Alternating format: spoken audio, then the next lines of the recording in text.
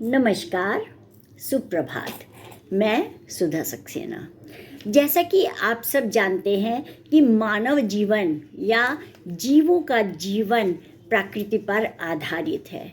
यदि ये वृक्ष ना हो तो हमें वायु नहीं मिलेगी, वातावरण शुद्ध नहीं होगा और इसीलिए ये वृक्षों का संसार अत्यंत महत्वपूर्ण के साथ साथ हमारे लिए आवश्यक है। हमारी आवश्यकताओं में ये वृक्ष का संसार आता है और इसीलिए वृक्ष के संसार की रक्षा करना हमारा परम धर्म है।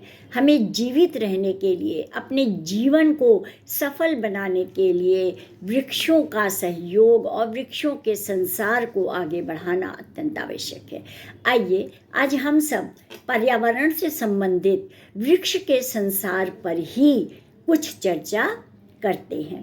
वृक्ष साधारण जीव नहीं है, तब करते हुए वृक्ष मानवता को परोपकार के लिए सर्वस्व संसाधन उपलब्ध कराते हैं। जीवन का त्याग करके भी वे मानव की सामाजिक आर्थिक सहायता करते हैं। वे मानव मात्र के मित्र हैं जो कभी कुछ नहीं मांगते। लोक में ऐसा मित्र मिलना दुर्लभ है जो जीवन पर्यंत सबको शीतल छांव, मीठा फल और सुगंधित पुष्प आदि से स्वागत करता हो। यदि हम गौर करें तो ऐसा मित्र तो मिलना ही दुर्लभ है ही है। सुख दुख में भागीदार बना यह वृक्ष सगे संबंधियों से कहीं ज़्यादा हितैषी और हमारे लिए सहायक होता है और इसीलिए साधुजन उनकी पूजा करते हैं। यह हमारी भारतीय संस्कृति में वृक्षों की पूजा का महत्व है। वृक्षों की पूजा का समय समय पर अनेक पर्व हैं जिसके द्वारा कि हम प्रकृति का पूजन करते हैं और शांति और ज्ञान के अभ्यास के लिए साधकों ने सदैव वृक्षों की शरण ली। वृक्ष के नीचे बैठ करके बहुत सारे बुद्ध जैसे बहुत सारे महान पुरुष जो हैं उन्होंने अपनी साधना इन वृक्षों के नीचे उनकी शरण में बैठ करके की है। वृक्षों का संसार प्रकृति का उपहार है। ये परोपकारी वृक्ष अपने शरीर और आत्मा से बिल्कुल संत हैं। वृक्षों का संसार मानव मात्र के लिए अत्यंत कल्याणकारी है, फिर भी वह इसे निरंतर क्षति पहुंचाने का पाप कर रहा है।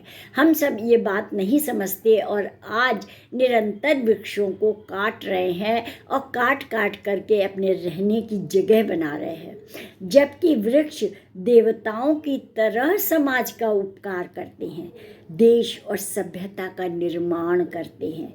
वृक्ष को जीवन कहना कोई अतिशयोक्ति नहीं होगी। मानव का कर्तव्य है कि वृक्ष की प्रतिष्ठा ठीक उसी प्रकार करे जैसे वह अपने पिता का सम्मान किया करता है।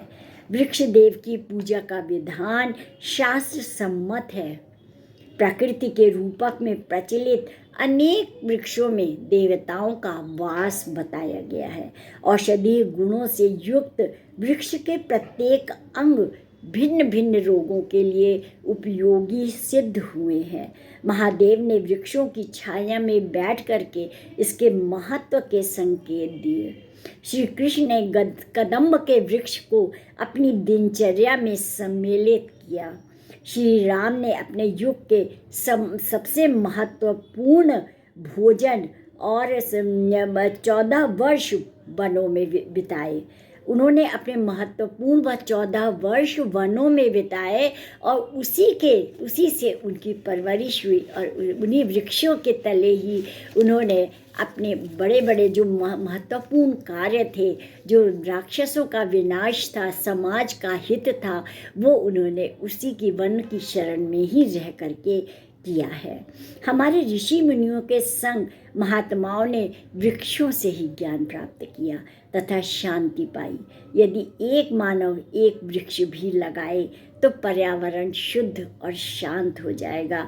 जीवन खुशियों से परिपूर्ण हो जाएगा। तात्पर्य यह है कि हमें यदि शुद्ध वायु चाहिए, यदि हमें जल चाहिए, तो हमें वृक्षारोपण करना पड़ेगा। पर्यावरण की रक्षा के लिए वृक्षों का वृक्षारोपण अत्यंत आवश्यक है और हम सबका कर्तव्य है कि हम सब कम से कम एक वृक्ष अवश्य लगाएं। और जो बड़े वृक्ष हैं जैसे पीपल, बरगद, आंवला, बेल इत्यादि, ये सब वृक्षों को हम ना काटें और तुलसी जैसे पौधे तो हम अपने घरों में भी सदैव लगाएं और उसका सदुपयोग करें। तो आज इतना ही। आप सबको यदि मेरी चर्चा अच्छी लगती हो तो मेरे चैनल को आगे बढ़ाएं। धन्यवाद। नमस्कार।